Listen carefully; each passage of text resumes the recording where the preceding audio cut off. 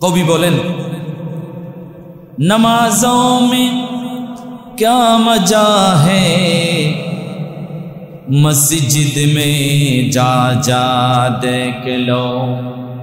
नमाजों में क्या मजा है, मस्जिद में जा जा देख लो।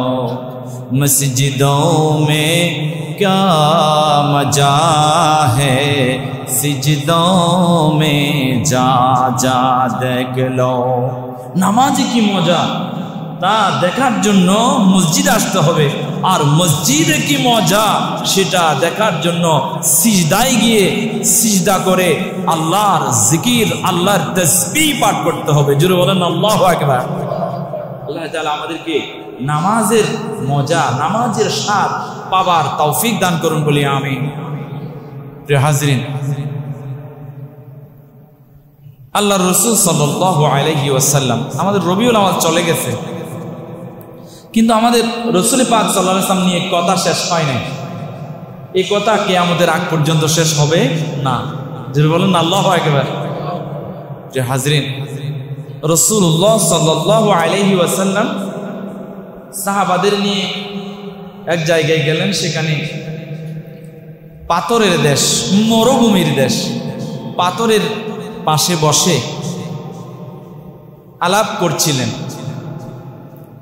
হঠাৎ করে দেখা যাচ্ছে, শোনা যাচ্ছে, একটা মানুষ কান্না করলে চোখের পানি ছেড়ে যেভাবে পুষিয়ে পুষিয়ে আওয়াজ করে করে একটু একটু আওয়াজ ছেড়ে ছেড়ে কান্না করে, সেভাবে কান্না করতেছেন।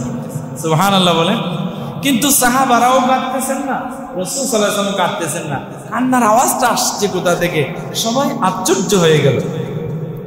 তো সাহাবারা বলা বলি করলো যে রাসূলও কাঁদে না, আমরাও কাঁদি না, তাহলে কাঁদছেটাকে? রাসূল সাল্লাল্লাহু আলাইহি ওয়াসাল্লাম তাদেরকে বললেন, শুনো শুনো, আমি এখানে আসছি, আমাকে দেখে ওই যে পাহাড়ের পাশে যে বিশাল আকারের একটা পাথর দেখতে পাচ্ছ, ওই পাথরটি কান্না করতেছে। জোরে বলেন না সুবহানাল্লাহ।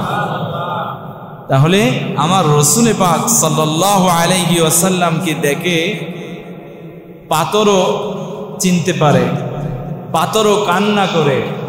রাসূলের মহব্বতে, রাসূলের ভালোবাসায়, রাসূলের মহব্বতে, রাসূলের ভালোবাসায়, রাসূল সাল্লাল্লাহু আলাইহি ওয়াসাল্লামের ছোঁয়া পেয়ে, রাসূল সাল্লাল্লাহু আলাইহি ওয়াসাল্লামের আশার উপস্থিতি টের পেয়ে আমার বন্ধুগণ পাহাড়ের পাথর পর্যন্ত কান্না করে। যারা বলেন আল্লাহু আকবার। শুধু তাই নয়, রাসূলুল্লাহ সাল্লাল্লাহু আলাইহি ওয়াসাল্লাম, আমরা তো এখন ওয়াশরুমে যাই, আমাদের বেডরুমের চাইতে বাথরুম সুন্দর, তাই না? তখন সাহাবায়ে কিরাম রিদওয়ানুল্লাহি তাআলা আলাইহিম আজমাইন এবং রাসূল পাক সাল্লাল্লাহু আলাইহি ওয়াসাল্লাম যখন বাথরুমে যাইতেন, হাজত হতো, অনেক দূরে চলে যাইতে হইতো, যেখানে মানুষের আনাগোনা নাই। কেননা এরকম সুন্দর করে আড়াল করে বানানো কোনো বাথরুম ছিল না। হয়তো অনেক দূরে গিয়ে, এদিকেও পাহাড় ওদিকেও পাহাড়, পাহাড়ের মাঝখানে গিয়ে যেখানে মানুষজন নাই সেখানে গিয়ে বাথরুম সেরা আসতো। তো রাসূল পাক সাল্লাল্লাহু আলাইহি ওয়াসাল্লাম যখন ওয়াশরুম করার জন্য, বাথরুম করার জন্য বা পেশাবের হাজত হলে, ইস্তিনজার হাজত হলে যাইতেন, কত দূরে যাওয়ার পরে আল্লাহ রাসূল সাল্লাল্লাহু আলাইহি ওয়াসাল্লাম ওটু বাথরুম বানাইতেন। জোরে বলেন না সুবহানাল্লাহ। ওটু বাথরুম। এখন কিসের ওটু? এখন আমি কিছু বাথরুমে দেখলাম এমনও বাথরুম আছে যেখানে বাথরুমের ছিদ্র নাই, জাস্ট পায়ের চাপ আছে, সেখানে পা লাগাবেন, ওটু খুলে যাবে, এরকম ওটু বাথরুম দেখছি। তারপরে আমরা আগে বদনা দিয়ে পরিষ্কার করতাম, এখন কিছু বাথরুমে আপডেট হয়েছে, সেখানে বদনা লাগে না, আপনি সুইচ চাপ দেবেন, পানি এসে পরিষ্কার করে দেবে, এরকম। কিন্তু রাসূল পাক সাল্লাল্লাহু আলাইহি ওয়াসাল্লামের জন্য আল্লাহ সুবহানাহু ওয়া তাআলা ১৫০০ বছর আগে রাসূল পাক সাল্লাল্লাহু আলাইহি ওয়াসাল্লামের সম্মানে, রাসূল সাল্লাল্লাহু আলাইহি ওয়াসাল্লামের মর্যাদার কারণে আল্লাহ ওটু বাথরুম করে দিতেন। জোরে বলেন আল্লাহু আকবার। যে জায়গায় বাথরুম করার জন্য যাইতেন, ধরেন ১ মাইল দূরে ওইদিকে একটা গাছ আছে, বাম দিকে 1 মাইল দূরে একটা গাছ আছে। আল্লাহ রাসূল সাল্লাল্লাহু আলাইহি ওয়াসাল্লাম আঙ্গুল দিয়ে 2 হাত দিয়ে ইশারা করতেন, আল্লাহর আদেশে আল্লাহর হুকুমে তোমরা এক জায়গায় হয়ে যাও। সুবহানাল্লাহ বলেন। ওই গাছ এত দূর থেকে এসে এক জায়গায় হয়ে একটা আরেকটার শাখা প্রশাখার মধ্যে ঢুকে যাইতেন এবং ওটু বাথরুম হয়ে যেতেন। এটা সুবহানাল্লাহ বলবেন না? এটা আমার কথা নয়, কিতাবের কথা, হাদিসের কথা। সুবহানাল্লাহ বলেন। ওই ওয়াশরুমে যখন ওয়াশ করতেন, আল্লাহ রসুল যখন চলে আসতেন, সেখানে আর আল্লাহ রসুল সাল্লাল্লাহু আলাইহি ওয়াসাল্লামের ওয়াশরুম করার কোনো চিহ্ন খুঁজে পাওয়া যাইত না। মাটি এসে গ্রাস করে ফেলতো। আর কেউ যদি গিয়ে দেখতো যে ওই জায়গাটার কি অবস্থা, সেখান থেকে সুগন্ধ আসতো। সুবহানাল্লাহ বলবেন না? তিনি আমাদের রাসূল, তিনি আমাদের প্রিয় হাবিব সাল্লাল্লাহু আলাইহি ওয়াসাল্লাম। আল্লাহ সুবহানাহু ওয়া তাআলা সেই রাসূল পাক সাল্লাল্লাহু আলাইহি ওয়াসাল্লামের আদর্শ আমাদের জীবনে মাখার তৌফিক আল্লাহ দান করুন বলি আমিন। প্রিয় হাজরিন, আমরা তো রাসূল সাল্লাল্লাহু আলাইহি ওয়াসাল্লাম আসলে খুশি আনন্দ উদযাপন করি, কিন্তু আমরা রাসূলের আদর্শ মানতে চাই না। জোরে বলেন না নাউজুবিল্লাহ। আল্লাহ রাসূল সাল্লাল্লাহু আলাইহি ওয়াসাল্লাম দুনিয়াতে আসার পরে সর্বপ্রথম ভাইয়ের অধিকার প্রতিষ্ঠা করেছে। যদি বলেন আল্লাহু আকবার। ভাইয়ের অধিকার প্রতিষ্ঠা করেছে আল্লাহ রাসূল সাল্লাল্লাহু আলাইহি ওয়াসাল্লাম। রাসূল সাল্লাল্লাহু আলাইহি ওয়াসাল্লামের মা এবং মা হালিমাতুস সাদিয়া এবং আরেকজন মহিলা থেকে দুধ পান করেছিলেন, 3 জন মহিলা। তন্মধ্যে মা হালিমাতুস সাদিয়ার ঘরে আরো একটা ছোট্ট সন্তান ছিল। যখন রাসূল পাক সাল্লাল্লাহু আলাইহি ওয়াসাল্লামকে লালন পালন করছিলেন, তখন তো আল্লাহ রাসূল সাল্লাল্লাহু আলাইহি ওয়াসাল্লামকে যখন দুধ খাওয়াইতে যাইতো, তখন মা হালিমাতুস সাদিয়ার ঘরে মা হালিমাতুস সাদিয়ার ডান স্তন থেকে পান করতেন, বাম স্তনে মুখ লাগাইতেন না। কেননা মা হালিমাতুস সাদিয়ার ঘরে আরেকটা দুধ ভাই আছে আব্দুল্লাহ নামের, উনি দুধ পান করবেন, এজন্য জুড়ে বলেন আল্লাহু আকবার। তাহলে রাসূল পাক সাল্লাল্লাহু আলাইহি ওয়াসাল্লাম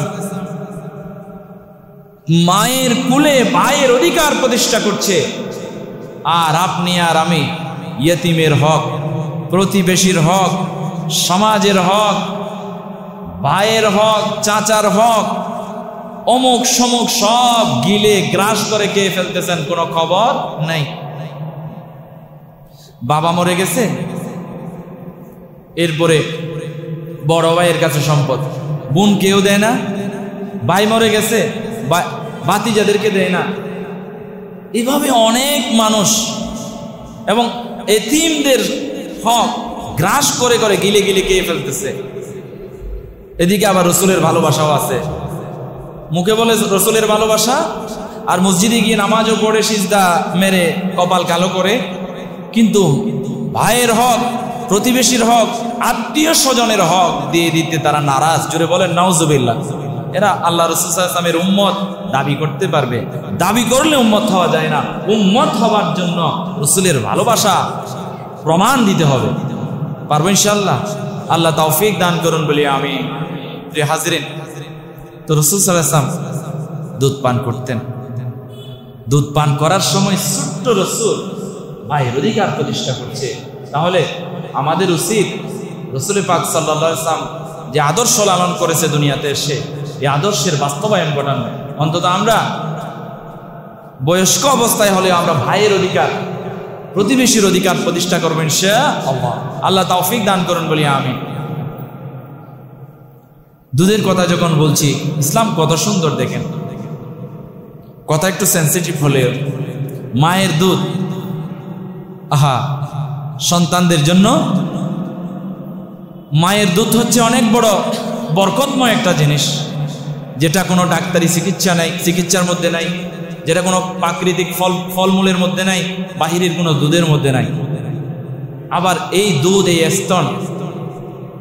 এই স্তন বাচ্চারা খায়। এই স্তন আবার পুরুষের জন্য স্ত্রীর আকর্ষণ বানাইয়া দিছে। জুড়ে বলেন আল্লাহু আকবার। সন্তানগুলো যে জায়গা দিয়ে মায়ের পেট থেকে বের হয়, ওই জায়গাটা মানুষের জন্য, পুরুষের জন্য তৃপ্তির কারণ বানিয়ে দিয়েছে। জুড়ে বলেন না সুবহানাল্লাহ। আল্লাহর সৃষ্টি, যেদিকে যাবেন গবেষণাপূর্ণ, যেদিকে যাবেন আপনি বুঝবেন, আপনার জ্ঞান বাড়বে, গবেষণা করবেন, আল্লাহকে চিনবেন ইনশাআল্লাহ।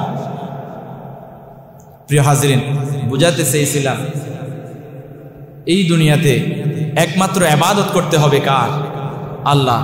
সামনে নাকি দুর্গা পূজা, তাই নাকি? আপনাদের জানা আছে? আমাদের জানা না থাকলেও কিছু যুবক যুবতীদের জানা আছে, আছে না? আমরা ইবাদত করি কার? আল্লাহ।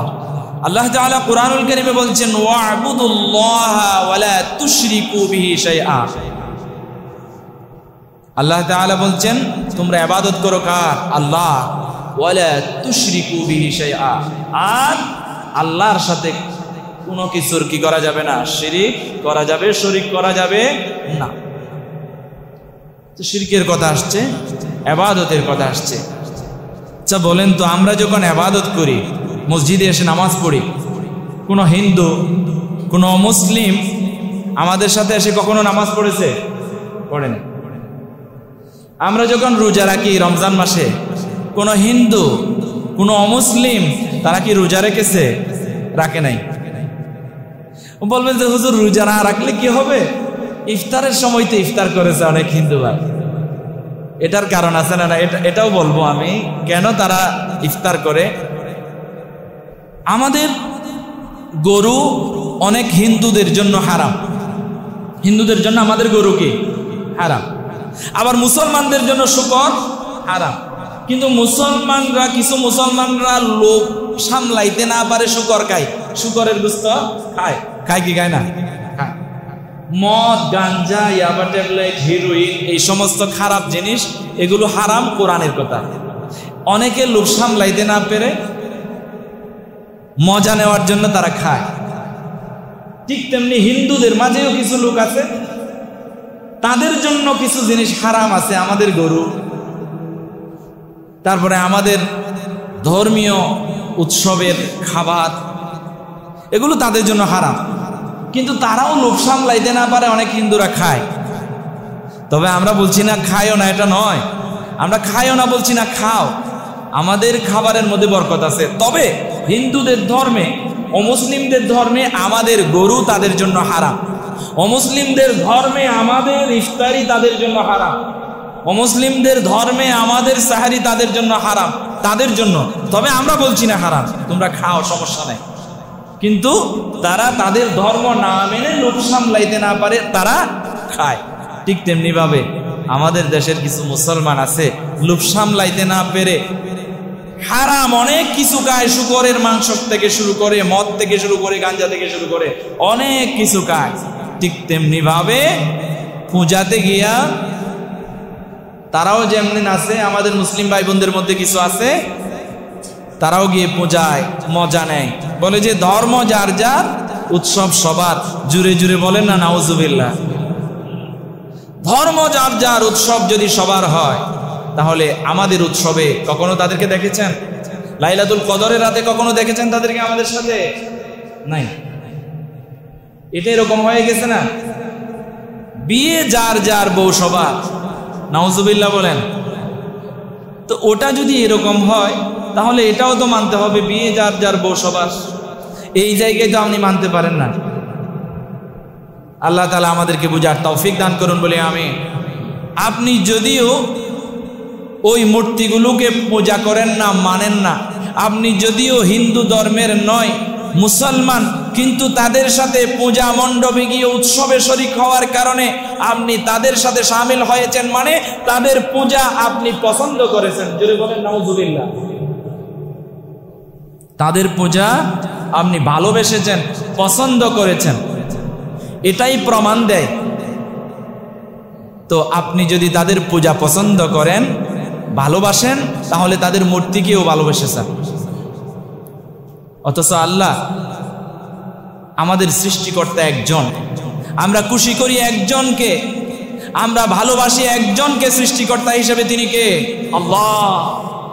আর হিন্দুরা, অমুসলিমরা, তাদের বিভিন্ন ধরনের খোদা আছে। কি আছে? খোদা আছে। অমুক অমুক মূর্তি তাদের অমুক অমুক কল্যাণ দেয়। অমুক অমুক মূর্তি তাদের অমুক অমুক কল্যাণ সাধন করে। অনেক ধরনের তাদের মূর্তি আছে না, এগুলো কি অনেক দিন ধরে তারা সুন্দর করে বানায়া পূজা কইরা নাচ উপহার দিয়ে গান উপহার দিয়ে আদর যত্ন করে সাগরে ফেলে দেয়। কয়দিন আগে আমি সাগরে হাঁটতে গেছি ফজরের নামাজের পরে, তখন ওই যে শুকনা শুকনা ঘাস, তারপরে কাঠ, বাঁশ যেগুলো দিয়েছিল আর কি, এগুলো পড়ে আছে দেখলাম। আহারে, আমি চিন্তা করলাম কি একটা আকল ছাড়া হলে একজন মানুষ ঘাস দিয়ে বাঁশ দিয়ে লাকড়ি দিয়ে বানায়া সুন্দর কইরা বানায়া এটা আবার সাগরে গিয়া ফেলে দেয়, আবার না ডুবলে সুবায়া দেয়। আর এগুলো আমরা সাগর পাড়ে দেখতে পাই। সেখানে আবার কুকুর যখন আমরা যখন হাঁটতে যাই সকালবেলা সাগরে, দেখবেন যে যারা সাগরে হাঁটেন, আমি কলাতলির অনেক ভাইদের সাথে আমার সাক্ষাৎ হয়ে যায় আটার সময়, দেখবেন সেখানে কুকুরও যায় কি যায় না? যায়। আমি দেখলাম সেখানে কুকুর পেশাব করে দিচ্ছে। আরে আমাদের হিন্দু ভাইদের বোঝা উচিত যে আমি যাদেরকে ফেলে দিচ্ছি কত আদর যত্ন করে বানালাম, আবার ফেলে দিলাম, পানিতে চুবালাম, আবার এই জিনিসগুলো যখন বেশে বেশে সাগরের কিনারায় আসছে কুকুরে পেশাব করে দিছে। এগুলো এখনকার ঘটনা নয়, ১৫০০ বছর আগেও কুকুরে পেশাব করে দিয়েছে। কেমনে জানেন? এক লোক মূর্তি পূজারী, তারা কি করতো, যখন ব্যবসায় যাইতো, চাকরিতে যাইতো, তখন তাদের এক একটা মূর্তি বগলের নিচে রাখতো। কোথায় রাখতো? বগলের নিচে নিয়ে চলে যাইতো। তো পাহাড়ের পাদদেশ দিয়ে তার ব্যবসার কাজে চলে যাচ্ছে, মূর্তিটা তার বগলের নিচে করে যাচ্ছে। এখন হঠাৎ করে এই লোকের পেশাব আসছে। পেশাব যখন আসছে, পাহাড়ের কিনারায় এক জায়গায় মূর্তিটা বসায় রাখছে। এরপরে একটু দূরে গিয়া পেশাব করে আস্তে আস্তে দেখে মূর্তিটা ভিজে গেছে। বলে যে হারে, আমি এই মূর্তিটাকে আদর যত্ন করে পূজা করতে করতে মনে হয় আমার জন্য একটু রহমত প্রদান করছে। নাউজুবিল্লাহ বলেন। এই মূর্তি নাকের ডগার কাছে যখন আসলো, বলছে একটু গন্ধ। এরপরে দেখা যায় একটু যখন জিহবাই নিয়ে দেখলো, এগুলা একেবারে লবণাক্ত। এরপরে আরে এখানে লবণ নাই, কিন্তু লবণাক্ত। নাকের ডগায় নিয়ে দেখলাম গন্ধ। কি হলো? আশপাশে দেখতেছে কুকুর একটা লেজ নড়ায়া চলে যাইতেছে। বলে যে হারে, কি হলো? এই মূর্তি যার আমি আরাধনা করি, যার আমি গুণকীর্তন করি, যার কাছ থেকে আমি কল্যাণ আশা করি, সেই কুকুর আমাকে তো কল্যাণ দেবে দূরের কথা, আমার কল্যাণ সাধন করবে দূরের কথা, সে তো নিজের কল্যাণ নিজে সাধন করতে পারে নাই। কুকুর এসে পেশাব করে দেয়, সে কিছু বলতে পারে নাই। এই মূর্তির পূজা আর করা যাবে না, একেবারে জায়গায় ভেঙে ফেলেছে। জোরে বলেন আল্লাহু আকবার। রাসূলের কাছে গিয়া কালিমা পড়ে ফেলেছে। আর আমার হিন্দু ভাইয়েরা এখনো বুঝে না। হিন্দু ভাইয়েরা তো বুঝে না, আমার মুসলিম ভাই বোনেরা বুঝে না। তাদের সাথে গিয়া পূজা মণ্ডপে গিয়া নাচে গায়, আবার সাগরে যায় মূর্তির সাথে। কত বড় পোড়া কপাল। আপনি হয়তো শিরিক করেন না, আপনি হয়তো পূজা করেন না, কিন্তু আপনার অগোচরে শিরিক হয়ে যাচ্ছে। এই শিরিক থেকে আপনাকে বাঁচতে হবে। শিরিক থেকে যদি বাঁচতে না পারেন, আল্লাহ তাআলা কোরআনুল কারীমে বলছেন, ইন্নাল্লাহা লা ইয়াগফিরু আন ইউশরাকা বিহি ওয়া ইয়াগফিরু মা দুনা যালিকা লিমান ইয়াশা। আল্লাহ বান্দার সব গুনাহ তওবা করে ফিরে আসলে কবিরা গুনাহ পর্যন্ত maaf করবে, কিন্তু শিরিক গুনাহ আল্লাহ maaf করবে না। প্রিয় হাজরিন, ইন্নাশ শিরকা লাযুলমুন আযীম। শিরিক হচ্ছে মারাত্মক গুনাহ, বড় গুনাহ, মহা পাপ। এই শিরিক থেকে আমাদের বাঁচতে হবে। আর শিরিক নিয়ে যদি কখনো আপনি মৃত্যুবরণ করেন, শিরিক নিয়ে যদি আল্লাহর কাছে যান, তাহলে মনে করতে হবে আপনি নিশ্চিত জাহান্নামী। আপনি নিজেই সংশোধন হতে পারবেন, নিজেই আপনি স্যাটিসফাইড হতে পারবেন যে আমাকে আর কোথাও যাওয়ার দরকার নাই, জান্নাত আমার জন্য নাই, জাহান্নামী আমি। নাউজুবিল্লাহ বলেন। আল্লাহ রাসূল বলছেন, মাল্লাকিয়াল্লাহু লা ইউশরিক বিহি দাখালাল জান্নাহ। যে ব্যক্তি আল্লাহর সাথে সাক্ষাৎ করবে তথা দুনিয়া থেকে বিদায় হবে, যে শিরিক ছাড়া, আল্লাহ রাসূল বলছেন সে জান্নাতে যাবে। সুবহানাল্লাহ বলবেন না? আর ওয়া মাল্লাকিয়াহু ইউশরিক বিহি দাখালান নার। যে ব্যক্তি শিরিক সহ আল্লাহর সাথে সাক্ষাৎ করবে, ওই ব্যক্তি জাহান্নামে যাবে। জোরে জোরে বলেন না নাউজুবিল্লাহ। প্রিয় হাজরিন, তাহলে পূজা মণ্ডপে যাওয়া যাবে না। শিরিক থেকে আমাদের বাঁচতে হবে। পারলে হিন্দু ভাইদেরকে কালিমার দাওয়াত দেন। ভাই, তোমরা আমাদের প্রতিবেশী, আমাদের সাথে ব্যবসা করো, আমার পাশে বসো, আমার সাথে চা খাও, মাঝে মধ্যে আমার ঘরে বিয়ে অনুষ্ঠান হলে সেখানেও যাও। বড্ড মায়া লাগে ভাই। আমি মুসলমান, আমি ইমানদার, আমি জান্নাতে যাব, তুই কেমনে জাহান্নামে যাবি ভাই? ভাই মানুষ না জানুক, দুনিয়ার কেউ না জানুক, তুই একবার আল্লাহকে যেন জানে, তুই একবার কালিমা পড়ে নে ভাই। তোকে নিয়ে আমি জান্নাতে যেতে চাই। জোর করার দরকার নাই, কালিমার দাওয়াতটা পৌঁছা। আল্লাহ রসুল, সাহাবা ইকরাম রিদওয়ানুল্লাহি তাআলা আলাইহিম আজমাইন ঘর ছেড়েছে, পরিবার ছেড়েছে, জীবনের মায়া ত্যাগ করেছে এই কালিমার দাওয়াত পৌঁছাবার জন্য। আপনি আর আমি শুধু ফাতিহা আসলে সলিশা খাই। মা বাবা মরে গেছে, ঋণ করে সলিশা দেয়। এই কয়দিন আগে মনিরুল নামের এক লোক ঋণের বোঝা সইতে না পেরে, সুদ দিতে না পেরে জীবন অতিষ্ঠ হয়ে গেছে, সে ফাঁসি খেয়েছে, আত্মহত্যা করেছে। নাউজুবিল্লাহ বলেন না। তবে আত্মহত্যা কেউ করবেন না। আপনি যদি ছুরি নিজেকে আত্মহত্যা করেন, মরার পরে আপনি জাহান্নামে নিজেকে সবসময় ছুরি মারতে থাকবেন, আবাদুল আবাদ। নাউজুবিল্লাহ বলেন। আপনি যখন ফাঁসি খেয়ে আত্মহত্যা করবেন নিজে নিজে, সবাই শোনেন কথাগুলো মনোযোগ সহকারে, মাইকের আওয়াজ তো বাহিরেও যাচ্ছে, মা বোনেরা শোনেন, জীবন নিয়ে অতিষ্ঠ হয়ে যাচ্ছেন। আহারে আপনি ফুটপাতের লোকগুলোকে দেখেন, অনেকগুলো মানুষ আউলা ভাউলা চুল নিয়ে পড়ে আছে, পোকামাকড় কামড়াচ্ছে, কুকুরে কিস করে চলে আসে, পছন্দ রয়েছে ওই মানুষগুলোর দিকে তাকান, তাদের চাইতে তো অন্তত ভালো আছেন। এই দুনিয়াতে আপনি এত অতিষ্ঠ হয়ে গেছেন যে কেন আপনাকে ফাঁসি খাইতে হবে? আপনি আপনার জীবন নিয়ে আবার ঘুরে দাঁড়ান, আপনার জীবনটাকে নিয়ে আপনি স্বপ্ন দেখেন, যে আপনি জান্নাতের স্বপ্ন দেখেন, দুনিয়াকে আপনি উপভোগ করেন, পরকালটাও যেন আপনি জান্নাতে গিয়ে উপভোগ করতে পারেন, সেজন্য কাজ করেন। কখনো ফাঁসির কাস্টে যাবেন না, নিজে নিজে আত্মহত্যার দুয়ারে যাবেন না। আর আপনি যদি ফাঁসির মাধ্যমে আত্মহত্যা করেন, আপনি জাহান্নামে সবসময় আপনি নিয়মিত ফাঁসি খাইতে থাকবেন, ফাঁসি খাইতে থাকবেন। বিষকেই যদি আপনি মৃত্যুবরণ করেন, আর আপনি জাহান্নামে বারবার বিষ খাইতে থাকবেন, এটাই আপনার শাস্তি। আপনি যদি আরো অন্যান্য পন্থা অবলম্বন করে আপনি নিজেকে ধ্বংস করে দেন, তাহলে আপনি সেখানে সেটাই পাবেন। সুতরাং প্রিয় হাজরিন, ফাঁসি খাওয়া যাবে না। তো সেই মনিরুলের কথা বলছিলাম, ওই মনিরুল কি করছে জানেন? আত্মহত্যা করেছে। এখন তার পরিবারকে এলাকাবাসী ফাতিহা দেওয়ার জন্য, সলিশা খাওয়ার জন্য এমনভাবে প্রেশার ক্রিয়েট করছে যে একেবারে ঋণ করতে বাধ্য হয়েছে। কি হয়েছে? ঋণ করে 120 জনের জন্য খাবার রেডি করেছে। নাউজুবিল্লাহ বলেন। আচ্ছা বলেন তো, ফাতিহা দেওয়া কি ফরজ ছিল, ওয়াজিব ছিল, সুন্নাত ছিল? তো মুস্তাহাবও না। তা আপনি করবেন, করলে সওয়াব পাবেন। আর এই সলিশা, এই 7 দিন, এটা তো রসুলের যুগে রসুল করে নাই, সাহাবীরা করে নাই। তো আপনি করেন, আপনি 7 দিন কেন, আপনি প্রত্যেক দিন করেন, নিষেধ নাই, এই জন্য আপনার করা যায়। তো করবেন তো করবেন, আপনাকে এটা বাধ্য করে ঋণ করে নিতে হবে না। ঋণ করে ফাতিহা দেওয়ার দরকার নাই। আপনার মা মরে গেছে, আপনার যা তৌফিক আছে তা দিয়ে আপনি খাওয়ান। আপনার তৌফিক আছে, মাদ্রাসায় কয়েকটা কিতাব কিনে দেন। আপনার তৌফিক আছে, ইয়েতিমখানায় কিছু টাকা দিয়ে দেন। আপনার তৌফিক আছে, মায়ের জন্য কিছু সাদাকায়ে জারিয়া করেন, মসজিদে একটা সিমেন্টের বস্তা দিয়ে দেন, অথবা মসজিদের কোনো একটা চাহিদা পূরণ করেন, এটা আপনার সাদকায়ে জারিয়া হবে।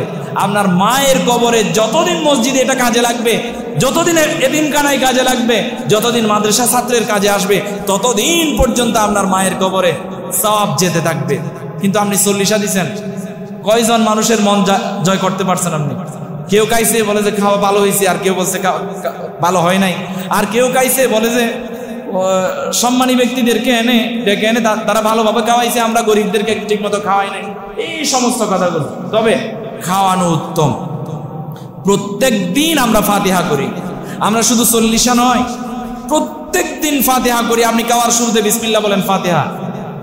আপনি ভালো একটা কিছু খাচ্ছেন, খাওয়ার শুরুতে আপনি বিসমিল্লাহ বলেন, অথবা কিছু দোয়া দরুদ পড়েন, ফাতিহা। ফাতিহার মানেই তো শুরু করা। তো শুরু করাটা রসুলের সুন্নাহ মোতাবেক শুরু করেন, ফাতিহা হয়ে যাবে। ফাতিহা মিন্স বিগিনিং অর ওপেনিং। ফাতিহা মানে শুরু করা, আর শুরু করাটা রসুলের সুন্নাহ মোতাবেক শুরু করা। তো আর ফাতিহা আপনি প্রত্যেক দিন করেন। ফাতিহা নির্দিষ্ট 7 দিনের জন্য নয়, ফাতিহা নির্দিষ্ট 40 দিনের জন্য নয়, ফাতিহা নির্দিষ্ট বছরে বছরে নয়। আমরা তো সুখ দিবস পালন করি, ফাতিহা করি, অনেকের নাচ গান কইরা, জুড়ে বলেন না নাউজুবিল্লাহ। কয়দিন আগে একটা ভিডিও দেখলাম, অমুক লোকের সুখ দিবস, নাম বলছি না আর কি, প্রসিদ্ধ লোক, বললে অনেকে বেজার হবেন। তো অমুক মানুষের সুখ দিবস, ওখানে কিন্তু সকালবেলা আপনার কোরআন খতম, মিলাদ, তারপরে হুজুরদেরকে এনে দোয়া মোনাজাত সব কিছু হয়েছে, কিন্তু রাত্রিবেলা কি হয়েছে জানেন? ওই সুখ দিবসের অনুষ্ঠান, ওই একই মঞ্চে নাচ গান হয়েছে, আর ওখানে ভিডিওতে উঠে গেছে সুখ দিবস। আচ্ছা, সুখ দিবসে কি নাচ গান করে? নাউজুবিল্লাহ বলবেন না। সুখ দিবসে নাচ গান, আরে কত বড় বেকল হলে, মুসলমানদের কত অধপতন হলে সুখ দিবসে নাচ গান করে। আল্লাহ তাআলা আমাদেরকে বুঝার তৌফিক দান করুন বলি আমিন। প্রিয় হাজিরিন, ও আবুদুল্লাহ, আল্লাহ তাদের প্রভু অনেক আছে মনে করে, আমরা মনে করি আমাদের প্রভু কয়জন? একজন। ইলাহুকুম ইলাহু ওয়াহিদ, আমাদের উপাস্য, আমাদের প্রভু কয়জন? একজন। আর যদি কয়েকজন হইতো তখন কি হতো? তখন হইতো বলে যে সূর্যটাকে প্রত্যেক দিন তো পূর্ব দিগন্ত থেকে উঠে, একজন বলতো পশ্চিম দিগন্ত থেকে উঠো। যদি প্রভু 4টা হয়, বলে যে একজন, আমি তোমারটা আজকে গ্রহণ করতাম না, প্রত্যেক দিন পূর্ব দিকে উঠে আজকে উত্তর দিকে উঠুক, দক্ষিণ দিকে উঠুক, এভাবে ঝগড়া লেগে যাইতো। আজকে আমাদের আল্লাহ একজন বলে সূর্য সঠিক সময়ে পূর্ব দিগন্ত থেকে উঠে পশ্চিম দিকে অস্তমিত হয়। আবার যখন আমাদের চাঁদের প্রয়োজন হয় তখন চাঁদের পাওয়ার আমাদের কাছে আসে, যখন আমাদের তারকার প্রয়োজন হয় ওই তারকার আলো আমাদের কাছে আসে। জুড়ে বলেন না সুবহানাল্লাহ। আমাদের যখন গরমের প্রয়োজন হয় আল্লাহ গরম দেয়, আমাদের যখন বৃষ্টির প্রয়োজন হয় আল্লাহ বৃষ্টি দেয়। সুবহানাল্লাহ বলেন। আমাদের যখন শীতের প্রয়োজন হয় তখন আমাদেরকে আল্লাহ শীত দেয়। সুবহানাল্লাহ বলবেন না? আল্লাহ সুবহানাহু ওয়া তাআলা আমাদেরকে শিরিক মুক্ত ইবাদত করার তৌফিক দান করুন বলে আমিন। আমি আলোচনার শুরুতে একটা কথা বলেছিলাম, রাসূল পাক সাল্লাল্লাহু আলাইহি ওয়াসাল্লামের আদর্শ আমাদের লালন করতে হবে। পারবেন ইনশাআল্লাহ? আল্লাহ রাসূল দুনিয়াতে এসে মায়ের কুলে ভাইয়ের হক প্রতিষ্ঠা করেছে, আর আমরা এতিমের হক মেরে খাই। নাউজুবিল্লাহ বলেন।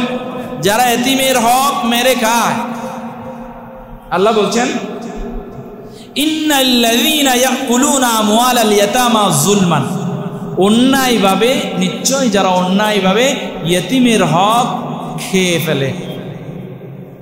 ইন্নামা ইয়াকুলুনা ফি বুতুনিহিম নারা, তারা তো ইয়েতিমের হক খায় না, তারা কি খায়? জাহান্নামের আগুন খায়। নাউজুবিল্লাহ বলবেন না? তারা জাহান্নামের আগুন ভক্ষণ করে। সুতরাং প্রিয় হাজিরিন, আপনার কারো কোনো ভাইয়ের সম্পদ আপনার কাছে রয়ে গেছে, দিয়ে দেন, দিয়ে দেন। কবরে যাইতে পারবেন না, এগুলো নিয়ে এগুলো কবরে নিতে পারবেন না। আপনার দাদা মরে গেছে, আপনার দাদা আপনার বাবাকে সম্পদ দিয়ে গেছে, ওই বাবার সম্পদ আপনি এখনো ভোগ করেন, কিন্তু আপনার দাদা যে সম্পদ রেখে গিয়েছিল ওই সম্পদ আপনার দাদা নিতে পারে নাই। আপনার বাবা হাঁটি হাঁটি পা করে, রক্ত পানি করে, চোখের পানি ছেড়ে, গায়ের ঘাম জড়ানো পয়সা আপনার জন্য রেখে গেছে, কিন্তু আপনার বাবা তো নিতে পারে নাই। সুতরাং একদিন আমরা চলে যাব, আমরা নিতে পারবো না। কোনো এতিমের হক যদি আপনার কাছে থাকে, কোনো প্রতিবেশীর হক যদি আপনার কাছে থাকে, কোনো আত্মীয় স্বজনের হক যদি আপনার কাছে থাকে, ডেকে ডেকে দিয়ে দেন। আপনি নিঃস্ব হয়ে যান দিয়ে। এগুলো রেখে দিয়ে আপনি মনে করছেন আপনি কোটিপতি, না, আপনি নিঃস্ব হয়ে যাচ্ছেন। আপনি রেখে দিচ্ছেন মানে আপনি নিঃস্ব হয়ে যাচ্ছেন। মাথার ঘাম জড়ায়া আপনি রক্তকে পানি কইরা যে হালালগুলো উপার্জন করছেন সেগুলো খান, সেগুলো জমা রাখেন, সমস্যা নাই। আর যদি সেগুলো খেয়ে ফুরিয়ে যায়, সমস্যা নাই। আল্লাহ আমাদেরকে মায়ের পেটেও খাওয়াইছে। আপনি যখন হাঁটতে পারতেন না তখন মা, বাবা, ভাই, বোন, আত্মীয় স্বজন সকলের মহাব্বত আপনার দিকে ঢেলে দিয়েছে, আপনাকে কিছু করা লাগে নাই। তিনি আল্লাহ। আপনি যখন দুঃখে পড়বেন, আপনি যখন সমস্যায় পড়ে যাবেন, তখন তিনি আল্লাহ আছেন। দুনিয়ার কোনো সাহায্যকারী যদি না থাকে, আল্লাহ সুবহানাহু ওয়া তাআলা আপনার সাহায্যকারী হয়ে যায়। যদি বলেন আল্লাহু আকবার। সুতরাং প্রিয় হাজিরিন, ওয়াআতুল ইয়াতামা আমওয়ালাহুম ওয়াআতুল ইয়াতামা আমওয়ালাহুম ওয়া লা তাতাবাদদালুল খাবিসা বিত-তাইয়্যিব ওয়া লা তাকুলু আমওয়ালাহুম ইলা আমওয়ালিকুম ইন্নাহু কানা হুবান কাবীরা। আল্লাহ তাআলা বলছেন, খারাপ নিকৃষ্ট মন্দ জিনিস নিয়ে আপনার ভালো জিনিসগুলোকে গোলায়া আপনি খায়েন না। ইয়েতিমের হক এগুলো আপনার জন্য নিকৃষ্ট জিনিস, আপনার জন্য খবিস। খবিস বলেছেন, শয়তানকে খবিস বলেছে আল্লাহ। এবং খারাপ মন্দ জিনিসকেও কোরআনের ভাষায় খবিস বলা হয়। ওই ইয়েতিমের সম্পদগুলো আপনার জন্য নিকৃষ্ট জিনিস, খবিস জিনিস, সেগুলো আপনার কষ্ট উপার্জিত তাইয়্যিব ভালো খাবারের সাথে মিশ্রিত কইরা আপনি খায়েন না, আল্লাহ নিষেধ করেছেন।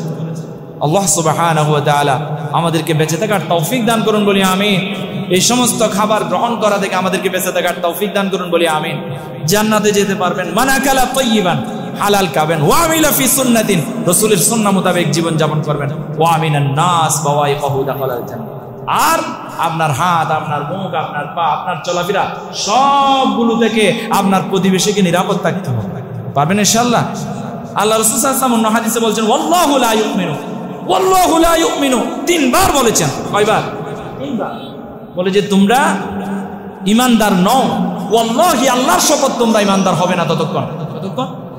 জিজ্ঞাসা করছেন সাহাবারা, কিলা ওয়া মান ইয়া রাসূলুল্লাহ সাল্লাল্লাহু আলাইহি ওয়াসাল্লাম, কোন ব্যক্তির ব্যাপারে বলছেন ইয়া রাসূলুল্লাহ, কে ঈমানদার নয়? আল্লাহ রাসূল বলছেন, লা ইউমিনু জারাহু বাওয়াইকাহু, লা ইউমিনু জারাহু বাওয়াইকাহু, তারা ঈমানদার নয় যারা তার প্রতিবেশীর হক রক্ষা করে না, হক আদায় করে না। তারা ঈমানদার নয় যার প্রতিবেশী তার থেকে নিরাপদ নয়। যে প্রতিবেশীর হক মেরে খায়, যে প্রতিবেশীর হক আদায় করে না, তারা ঈমানদার নয়, ঈমানদার নয়। তিনবার বলেছেন আল্লাহু লা ইউমিন। সুতরাং প্রিয় হাজিরিন, আমাদেরকে আল্লাহ তাআলা প্রতিবেশীর হক আদায় করার, ভাইয়ের হক আদায় করার, বোনের হক বোনকে দিয়ে দেওয়া, এবং ইয়েতিমের হক ইয়েতিমকে প্রদান করার, এবং কারো হক নিজের হাতে রেখে না দিয়ে একজন জান্নাতি মানুষ হবার, একজন ইমানদার হবার তৌফিক আল্লাহ দান করুন বলি আমিন। ওয়া আখির দাওয়ানা আনিল হামদুলিল্লাহি রাব্বিল আলামিন।